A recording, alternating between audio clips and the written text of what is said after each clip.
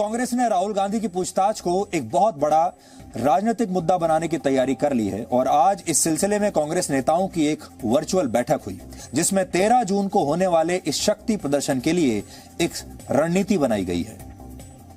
अभी बीजेपी और अमित शाह जी और मोदी जी कर रहे हैं ईडी और सीबीआई का मिसयूज।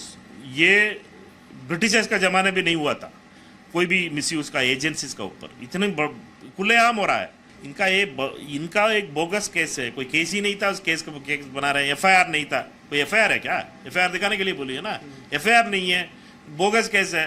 ये वो भ्रष्टाचारी गांधी परिवार है जिसने हमेशा देश को लूटा है और अब आज जब जांच हो रही है और इनको जांच में जाकर ये दिखाना चाहिए कि इनकी आस्था कानून में है, ये डरे हैं, घबराए हैं, थर-थर कांप रहे हैं।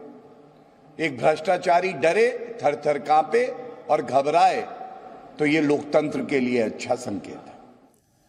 आपने अक्सर ये नोट किया होगा कि हमारे देश में अब भ्रष्टाचार को बुरा नहीं माना जाता। हमारे देश की राजनीति में भी भ्रष्टाचार को बुरा नहीं माना जाता और जब नेताओं पर भ्रष्टाचार के आरोप लगते हैं तो नेता सबसे पहले यही कहते हैं कि ये राजनीति से प्रेरित हैं और उन्हें जानबूझकर निशाना बनाया जा रहा है। और फिर नेता इन भ्रष्टाचार के आरोपों को, अदालतों के इन केसेस को, इस पूछताछ को अपने प्रति सहानुभूति लेने का एक हथियार बना लेते हैं और इसीलिए फिर इस पूछताछ के दौरान, अदालत में पेशियों के दौरान या किसी को जेल की सजा हो जाती है तो उस दौरान एक राजनीतिक उत्सव बना दिया जाता है, जुलूस निकाले जाते हैं, कार्यकर्ताओं को बुलाया जाता है और एक इस तरह का माहौल बनाने की कोशिश की जाती है क्योंकि इस नेता को जानबूझकर सताया जा रहा है, इससे जानबूझकर पूछताछ की जा रही है, मामलों में फंसाया जा रहा है और देश की जनता सब देख रही है। देश की जनता उनके प्रति सहानुभूति रखती है और फिर यह सोचा जाता है कि कैसे चुनावों में इसका फायदा